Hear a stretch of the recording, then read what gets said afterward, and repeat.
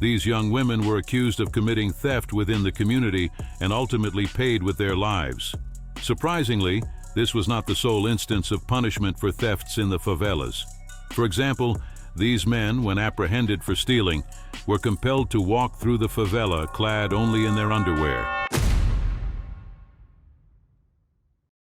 Within a community located in Belo Horizonte, an incident of disciplinary action enforced by local offenders garnered significant attention. Two young individuals, recognized as culprits of thefts in the vicinity, were apprehended by members of a group that maintains control over the area. As a form of retribution, the individuals suspected of the crime were subjected to public humiliation. The disciplinary action involved traversing an extended path within the favela, clad solely in their undergarments, while being compelled to vocally declare that theft was strictly forbidden in that region.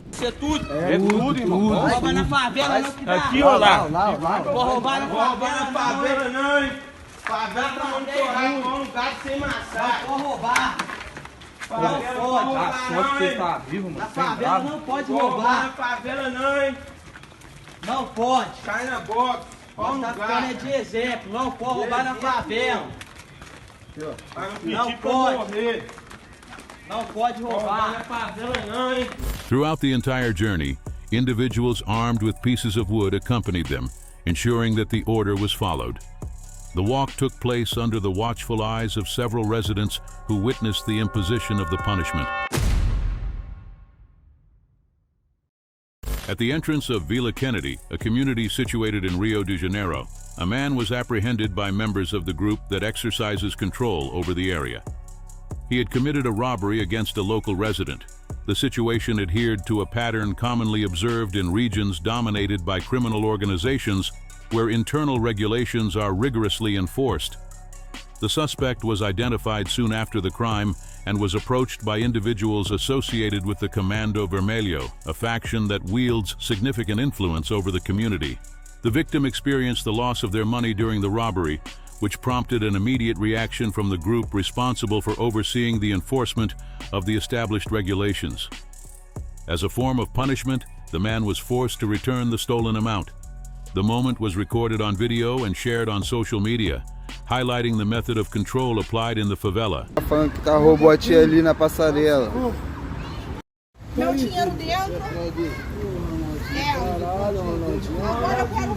Agora eu quero a minha bolsinha. Comparable incidents frequently transpire in communities where armed factions enforce their own version of justice.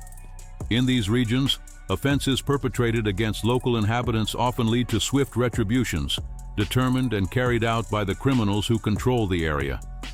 So far, there is no information on the developments of the case or whether the suspect faced any other consequences besides returning the stolen money.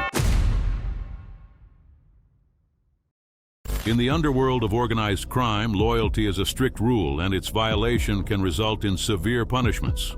Popotinha, an individual known in the trafficking of illicit substances, broke this rule by leaving his original faction, the Terceiro Comando Puro, to join the ranks of the Comando Vermelho. Besides switching allegiances, he allegedly eliminated a former comrade from the Terceiro Comando Puro to demonstrate his commitment to his new group. This action triggered an immediate and fatal response. After changing factions, Popotinha began operating in territory controlled by the Comando Vermelho. However, his former organization did not accept the betrayal. The movement of the Terceiro Comando Puro in search of retaliation was strategic and swift. The group ascended to the community where he was hiding, locating him before he could escape. The outcome of the encounter was meticulously recorded on video, vividly illustrating the severe consequences of violating the established crime code. Aí, ó, fuzil que os caras pegou de vocês aí, ó. The released material unveiled intricate details of the harsh fate that was imposed upon Popotinha. He was brutally attacked and then eliminated. In the community of Trindade, in Florianopolis, a man was captured and subjected to punishment imposed by local criminals after being accused of theft. In the images, the suspect is seen standing at the edge of the Igarape River with a poster wrapped around his body, which read, "I will not steal in Trindade anymore." While the camera records the scene, He is forced to repeat the phrase out loud, showing remorse. In the background of the recording, alligators can be seen in the water, a detail that fueled speculation about the individual's fate. I shall never commit theft in Trinidad ever again. According to information that circulated after the video was released, the man was reportedly judged in a crime tribunal, a type of clandestine trial conducted by groups that control certain areas. Although the images do not reveal what transpired following the recording, rumors surfaced suggesting that the suspect was taken into the Rio Igarapé, reinforcing the notion of an extremely severe sentence. However, there is no official confirmation regarding the outcome of the situation. In a community controlled by criminals, a young man was captured after stealing a manhole cover. The act, considered a serious offense within the favela, resulted in severe punishment applied by those responsible for local control. After being identified as the individual responsible for the theft, the young man was located and escorted to a designated spot within the community. As a form of punishment, he was compelled to hold on to the manhole cover he had taken, with an additional stone placed on top to further increase the weight. For an estimated duration of around 2 hours, he stayed in the identical position, unable to let go of the object. Pegou a tampa do bueiro, agora vai ficar 2 horas de castigo aí, ó. Roubou a tampa do bueiro da favela. Vai entrar lixo no bueiro e encher a favela. 2 horas de castigo. Aí, olha pra cá. Olha pra cá. Como levantar a cabeça não, da boca. Fala, nunca mais vou fazer isso. It occurred under the supervision of members of the faction that controls the area. Throughout the entire period of punishment, the young man remained surrounded by individuals who ensured that the punishment was carried out to the end. Within a favela, an individual was apprehended after being accused of committing theft. The suspect was detained by members of the local command and subjected to a public punishment. With his hands securely bound, he was compelled to walk through the streets of the favela, all the while loudly proclaiming that he had committed theft and that such behavior was strictly prohibited within the territory. The humiliation served as a warning to the residents and as a demonstration of power by the organization that controls the area. Não rouba no Morro do Castro. Os amigos pegam. Se roubar no morro é o quê? Bala. Ah, só ir. Se roubar no morro é o quê? Bala! Só ir. Vai gritando, vai. Só ir, vai gritando. Vai gritando. O que você fez? Roubei no morro.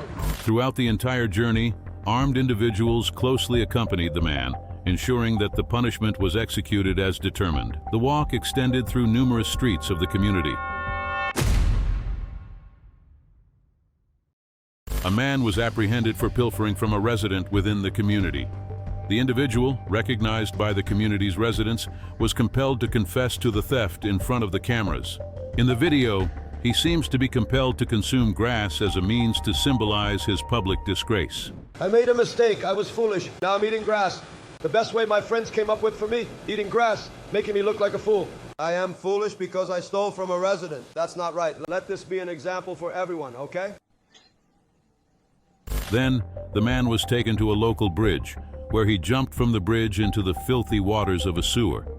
What seemed like a simple act of punishment quickly took on a larger dimension, with the man being coerced to swim in the dirty and contaminated waters. The punishment was recorded and disseminated, acting as a cautionary message not only to the wrongdoer, but also to everyone who might contemplate engaging in offenses within that community. In Fortaleza, Ana Julia Santo and Ana Luisa Alexandrino, 2 young women, were caught stealing in a local favela. Upon being discovered, they were surrounded by an enraged community that decided to administer its own form of justice. In a video that circulated widely, the young women appeared seated on the ground, visibly terrified. The fear was evident on their faces as they attempted to justify the act they had committed. Ana Luísa de Alexandrino, moro próximo ao Detran, lá no condomínio Lagune, próximo ao Detran do lado de uma lanchonete. Não sou envolvida com nada, sou prostituta, pode gravar minhas tatuagens. Meu nome é Ana Júlia, moro lá no Parque Santana, sou conhecida como Júlia. Que é, meu? Tá olhando? Bate não, bate não, bate nela não. Bate não, homem não bate, mas a mulher que vai bater vai ficar. There was absolutely no opportunity for defense. Ana Julia and Ana Luisa were viciously attacked and had their lives tragically taken away. In the communities of Rio de Janeiro, the existence of stringent regulations enforced by criminal organizations is an integral aspect of daily life. Recently, a youthful content creator, recognized for crafting videos for the TikTok platform, provided a response to an inquiry regarding the fate of individuals apprehended for theft in these regions. The response was straightforward. In certain areas, stealing is an extreme risk, and those who are caught may be subjected to a punishment known as meeting Dolores. When a thief is apprehended within the community, they are escorted to encounter Dolores. This is Dolores. The term pertains to a wooden instrument embedded with nails, utilized to administer reprisals to offenders in accordance with the regulations established by the factions. This kind of practice constitutes an element of a parallel justice system, wherein individuals accused of committing crimes against the community are subjected to informal trials and sentences that are determined by the local leaders. The young man explained that due to the dominance of these groups, thefts in some areas of Rio de Janeiro are uncommon. When they do occur, the punishment is severe, serving as a warning to prevent repeat offenses. Ednei Pereira, aged 52 years, was employed as a motorcycle taxi driver when he became entangled in an incident that ultimately led to his elimination by a criminal tribunal. He was accused of diverting a consignment of illicit substances, which resulted in swift reprisals from the criminal organization accountable for the goods. The action was recorded on video, showing the moment when the motorcycle taxi driver was taken to the trial imposed by the group. The outcome occurred at an undisclosed location, where Ednei was confronted by the group members. The determination to eliminate him was executed promptly, following a recurring pattern observed in analogous situations. The case captured the attention of the authorities, who commenced investigations to identify and locate those accountable. Among those involved, one of the suspects was captured by security forces. The investigations indicated the participation of at least 3 individuals in the execution of the sentence imposed by the crime tribunal. The other 2, who also appear in the recorded images, remain at large. A man was captured after stealing a gas cylinder from a lady. The case occurred under circumstances that quickly caught the attention of the residents and was recorded on video, exposing the dynamics of how the situation was handled. In the recorded footage, the suspect appears to be crying, visibly shaken by the unfolding events. He exhibited fear when surrounded by individuals enforcing local regulations and demanding explanations regarding the incident. Para começar, para de chorar. Para começar, para de chorar. Pode parar aqui, que aqui não tem nenhum moleque não. Pode parar. Pode parar. Pega o bujão, ó, pegue. Pega o bujão. Não, ninguém vai mexer não. Não. Ninguém vai mexer não. Pode ir. Pode ir. Vá. Bora. Não. Espera aí. Não, ninguém vai mexer com você não. Pera. Não. The owner of the gas cylinder, the main victim of the incident, intervened in the situation. Despite the context, she allowed the man to leave without facing any repercussions. Even though he was granted permission to depart from the location, the man encountered threats prior to being released. The straightforward approach acted as a cautionary measure, suggesting that any repetition of his actions might lead to more serious consequences. In the city of Varginha, Minas Gerais, a man was caught attempting to steal construction blocks in a residential area. The act was recorded on video by an individual who questioned the suspect at the moment of the incident. The suspect, when he was approached, initially attempted to justify his actions by asserting that he had sought permission from the owner of the material. However, shortly thereafter, he confessed that he had not actually made such a request. Você pediu a dona? Sim. Pediu? Como é o nome dela? Não pedi não, mentira. Hã? Pedi não. Mas deixa eu pegar só isso aí, cara. Deixar você pegar? Você acha que eu vou deixar você pegar? The confession led to the man being compelled to return every single block he had previously taken from the location. Do not forget to subscribe to watch more videos like this.